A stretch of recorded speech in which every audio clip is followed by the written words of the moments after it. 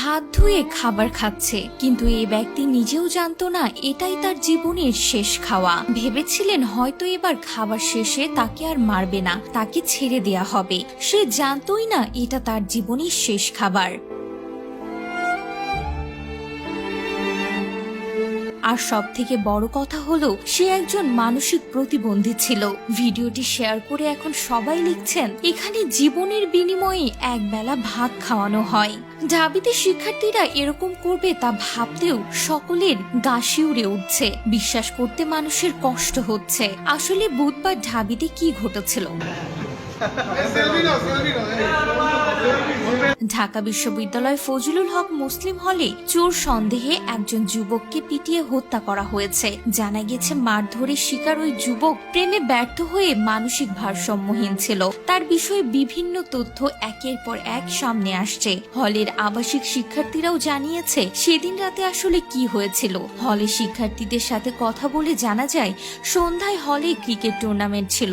এমন সময় হঠাৎ তোফাজ্জল নামের একজন যুবক প্রবেশ করলে শিক্ষার্থীরা দুপুর 6টায় মোবাইল চুরির ঘটনায় চোর সন্দেহে মূল ভবনের অতিথি কক্ষে নিয়ে তাকে মারধর করে এবং জেরা করে। এরপর তাকে হলে নিয়ে গিয়ে খাওয়ানো হয়। তারপর আবার ভবনের অতিথি কক্ষে নিয়ে দ্বিতীয় দফায় বুক, পিঠ, হাত ও পায়ের ব্যাপক মারধর করেন একদল শিক্ষার্থী। মারধরের ফলে এই যুবকের পা থেকে রক্ত বের হতে শুরু করে। এরপর রাত 9:45টার দিকে আবারও মূল ভবনে অতিথি কক্ষে নিয়ে মারধর করা হয় সেই যুবককে। এরপর রাত 10টার দিকে প্রক্টোরিয়াল মোবাইল টিমের সদস্যরা এলে মারধরকারীরা তাকে তার হাতে তুলে দিতে অস্বীকৃতি জানান। পরে কিছু শিক্ষার্থী ও কয়েকজন হাউস টিউটরের সাহায্যে তাকে প্রথমে শাহবাগ থানায় এবং এরপর ঢাকা মেডিকেল কলেজ হাসপাতালের জরুরি বিভাগে নিয়ে গেলে দায়িত্বরত চিকিৎসক তাকে মৃত ঘোষণা করেন। কি নির্মম ঘটনা! অথচ এই যুবকটি খাওয়ার সময় ভাবতেই পারেনি এটাই তার শেষ খাওয়া।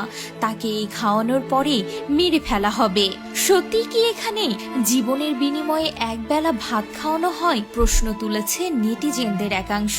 খোঁজ খবর নিয়ে জানতে পারা যায় ফজলুল হক হলে চোর সন্দেহে ধরা পড়া লোকটি মানসিকভাবে ভারসাম্যহীন ছিল।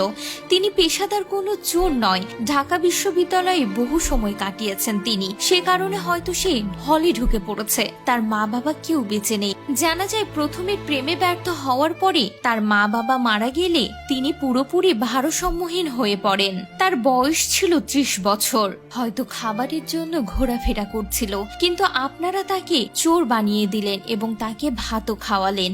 এরপরে তাকে নির্মমভাবে হত্যা করলেন। হয়তো কিছুটা মারধরের পর যখন খাবার দিয়েছিলেন, হয়তো আপনাদের দেয়া খাবার দেখে সে মনে মনে ভেবেছিল মানুষগুলো হয়তো অনেক ভালো, তাকে আর মারবে না। কিন্তু এই কি নিষ্ঠুরতার প্রমাণ দিল ফজলুল হক বাসীরা। হ্যাঁ ভিউয়ার্স, ঢাকা বিশ্ববিদ্যালয়ের ফজলুল হক মুসলিম হলে এই ঘটনা ঘটেছে। এই ঘটনা নিয়ে আপনার গুরুত্বপূর্ণ মতামত আমাদেরকে অবশ্যই কমেন্ট করে জানিয়ে দেবেন।